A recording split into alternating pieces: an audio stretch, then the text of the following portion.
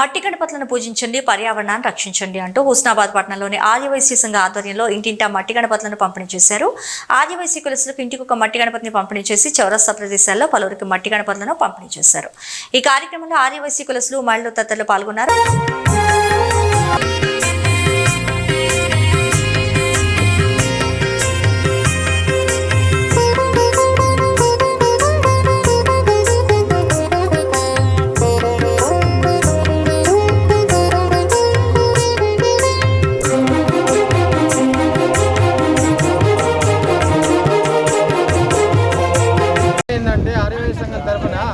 కాలుష్య నివారణకై మేము మట్టి వినాయకులు పంపిణీ చేస్తున్నాము. అందరూ కూడా మట్టి వినాయకులు పెట్టుకొని గణపతి పూజ చేసుకోవాలని కోరిక.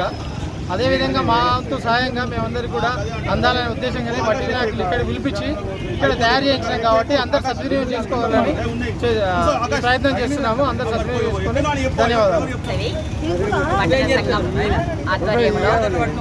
ఈ సంవత్సరం 3 సంవత్సరాల కింద కూడా ఇచ్చినాము. మళ్ళీ ఈ సంవత్సరం కూడా సంఘం ఆధ్వర్యంలో మరియు 3 విభాగాల ఆధ్వర్యంలో వినాయకులు ఇవ్వాలనే ఉద్దేశంతో మా హుస్నాబాద్లో 300 ఇండ్లు ఉన్నాయి. అందరికీ ప్రతి ఒక్కరికి మట్టి వినాయకులు అందాలనే కాలుష్య నివారణ కొరకై అందరికీ అందాలనే ఉద్దేశంతో సంఘం తరపున ఇవ్వడం జరుగుతుంది. ప్రతి ఒక్కరు కూడా ఈ అవకాశాన్ని సద్వినియోగం చేసుకోవాలి, కాలుష్య నివారణకు తోడ్పడాలి.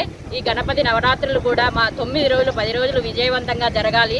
దానికి ప్రతి ఒక్కరూ సహాయ సహకారాలు అందించాలి. ప్రతి కార్యక్రమాన్ని మాకు అందరికీ కార్యవర్గము, మహిళా పిఎస్టీలు అందరూ ప్రతి ఒక్కరూ సహకరిస్తేనే కార్యక్రమం విజయవంతం అవుతుంది.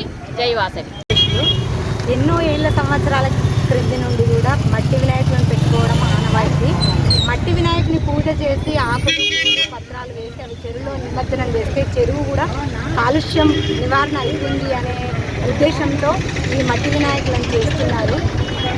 ఫస్ట్ వెనకటి నుండి మట్టి వినాయకులే ఉండేది. ఇప్పుడు ప్లాస్టర్ ప్యారిస్ వచ్చి అంత కాలుష్యం అవుతుంది. మళ్ళీ మేము కోనుకుంటున్నామని అనుకుంటున్నాను. అందరూ మట్టి వినాయకులే పెట్టుకోవాలని నేను కోరుచున్నాను. జై వాసవి. ఆర్యవైశ్య మహిళా విభాగం తరఫున ఇవాళ పర్యావరణ నివారణ కోసం